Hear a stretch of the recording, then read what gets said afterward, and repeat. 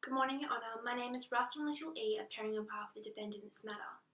My client is a 16-year-old Torres Strait Islander male who was 14 at the time of his alleged offences. There are 106 charges against my client. Your Honour, I stand before you today to ask that you enliven the court's powers under Section 130 of the Queensland Evidence Act and Section 590AA of the Criminal Code so as to not admit the record of interviewing evidence against my client. It will be submitted, Your Honour, that at every stage the police is dealing with my client, they failed to act in accordance with official procedures. Firstly, by failing to recognise and identify the cultural tendencies exhibited by Torres Strait Islander persons, and secondly, by failing to adhere to legislative requirements under the Police Powers and Responsibilities Act, the Act, and its regulations.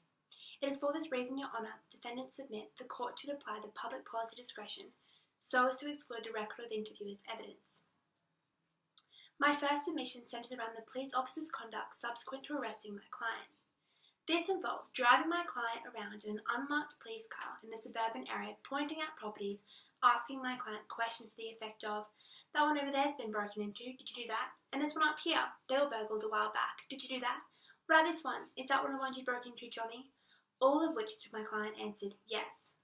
It is important to emphasise that when making these admissions, my client was in the back of an unmarked police car with two unknown plainclothes police officers, one in the front and one in the back. At no point was my client free to leave.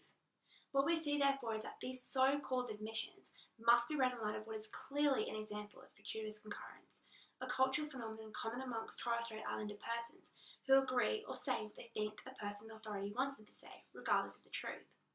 Clearly, any admission or confession in this line of questioning must lose traction and be considered tainted by the failure of the police officers to identify this cultural phenomenon, albeit being trained to do so. Your Honour, this brings me to my second submission. I turn Your Honour's attention to Section 420 and Section 420 subsection 1 of the Act, which outlines the requirements of police officers interviewing Torres Strait Islander children. The characteristics of my client as a Torres Strait Islander juvenile would have been plainly obvious to any police officer dealing with my client.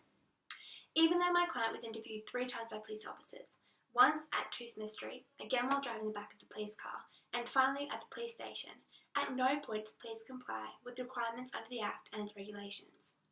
I bring Your Honour's attention to Section 420 subsection 2 of the Act, which states that the police officer must inform the person in custody the representative of legal aid will be notified. The representative of legal aid must then be informed that the person is in custody for the offence. This applies unless the police officer reasonably suspects that the person is not at a disadvantage. Clearly, this exception is not relevant in these circumstances given my client is a minor, and therefore could not reasonably be expected to have the requisite level of understanding required to exempt him from legal representation. I assume, if a representative had been notified, they would have not allowed the police to question my client in circumstances where it was not recorded. Nevertheless, the police failed to adhere to this legislative requirement. Furthermore, under Section 420 subsection 4 of the Act, a police officer must not question a Torres Strait Islander person unless and until the person has been allowed to speak to a support person. Whilst yes, my client was provided a support person prior to being questioned at the police station, no support person was present while my client was being interviewed at the property, nor in the police car. The officers failed to adhere to this legislative requirement also. Finally, Your Honour, I note the relevance of Section 421 subsection 2 of the Act, whereupon a police officer who reasonably suspects they are questioning a Torres Strait Islander child to allow the child to choose a support person. Here, the support person was chosen by the relevant police officer. This raises concern for 2 reasons: the extent of support and appropriate advice, if any, provided to my client, and 2, whether my client was afforded the right to silence as per the decision of the clearly against the Crown. Pursuant to Section 5, subsection E of the Act, we note its purpose is to ensure fairness to and protect the rights of persons against whom police officers exercise powers. When reading this section alongside Section 421 subsection 2 of the Act, we see the purpose of the latter is to have regard to the particular vulnerabilities faced by Torres Strait Islander juveniles coming before the criminal justice system. To give effect to these legislative requirements required the police to have notified my client's parent or guardian that my client was arrested, pursuant to which my client ought to have been given an opportunity to choose a support person, such as a family member. Failure to do so questions whether any appropriate advice was given to my client. Of further concern is the fact that this unknown support person told my client to just tell the truth and answer the questions of the police officer. At no point was my client told of his right to remain silent or to choose whether or not to make a statement when questioned. The lack of independence of this support person questions whether any advice from this interview reflects a free, unencumbered choice by him as to whether or not to speak, as per the requirements listed in the clearly against the Crown. Had an appropriate support person been there, my client may have been advised not to talk to the police. It is therefore a matter of the public policy discretion, Your Honour, that I ask the record of interview and its admissions therein not to be admitted into evidence.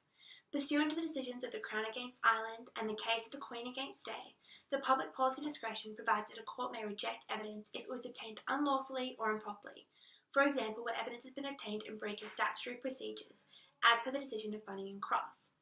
The police officers in these circumstances breached official procedures and the legislative requirements under the Act and its regulations at every stage of questioning my client. As a result, any admissions could not be seen as reliable. The admissions there in this record of interview have been obtained unlawfully and improperly. If Your Honour is able to make a finding on all the evidence I have provided, then Your Honour could take the next step and use the court's discretion to exclude from the record of interview from evidence in accordance with the above principles.